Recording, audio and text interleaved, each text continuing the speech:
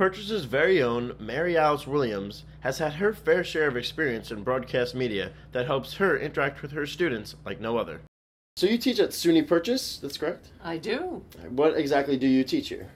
I teach Journalism 1, Intro and Advanced Broadcast, writing for multiple platforms. I teach students here how to do one-man bands. Now, how is all that? That sounds like you have a lot on your plate at once. Do you enjoy it? Which one, if so, do you enjoy the most? Oh, I just love working with students. I just love it. One of my many jobs over a long career was at the Today Show, yes. We started Weekend Today 25 years ago. Here's my philosophy of anchoring. Okay. All right. Being an anchor is really cool because your job is to represent the work that hundreds, sometimes thousands of people have done all day. So it's the end game. It's not the most important job in the newsroom by a long shot. Your job is to represent everybody else's work. Closed space, you can hear and Mary Alice's career is littered with accomplishments and achievements, some which stand out to her more than the others. No.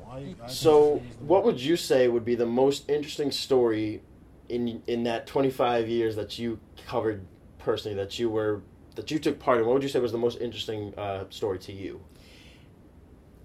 That's tough. There were many interesting stories of bringing the hostages who'd been held in Iran for 444 days, bringing them home from Dubai to Frankfurt, Germany to New York was extraordinary.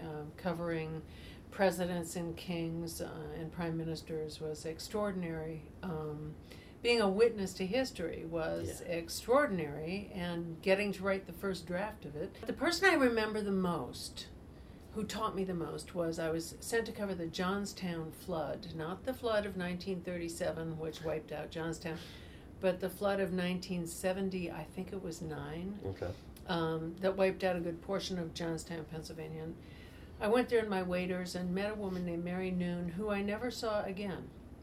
Even though I've looked for her since, who had lost everything. Everything. Wow. The house was gone, everything. Tragic. And in the process of interviewing her, for over 20 minutes, I watched a human being go through the 5 stages of grief. From anger, denial, bargaining, the whole process to acceptance.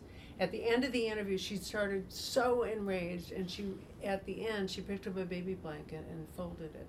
And I thought, wow, that's the magnificence of the human spirit. Don't miss this, Mary Alice. And so I have seen it now in every story I do. I find one moment that is ultimately human and magnificent. How does experiencing and being on the front lines of actually seeing something like that firsthand, how do you take that into your teaching abilities here at SUNY Purchase, and how does that help your teaching abilities? Because like the rest of the journalism board of study, we aren't just teaching theoretical academics here. We are all working reporters. We have all been working journalists. We know what life is like on the ground.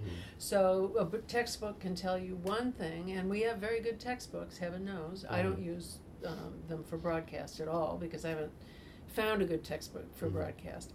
But a lot of it is how experience really plays into it for the students, I think. Mary Alice Williams has a lot to offer the students here at SUNY Purchase. So if you get the chance to take one of her classes, give it a try. You can tell people in a book how to interview the police commissioner, but we know Ray Kelly. Two different worlds. Yeah. I'm Chris Petruccio for The Brick.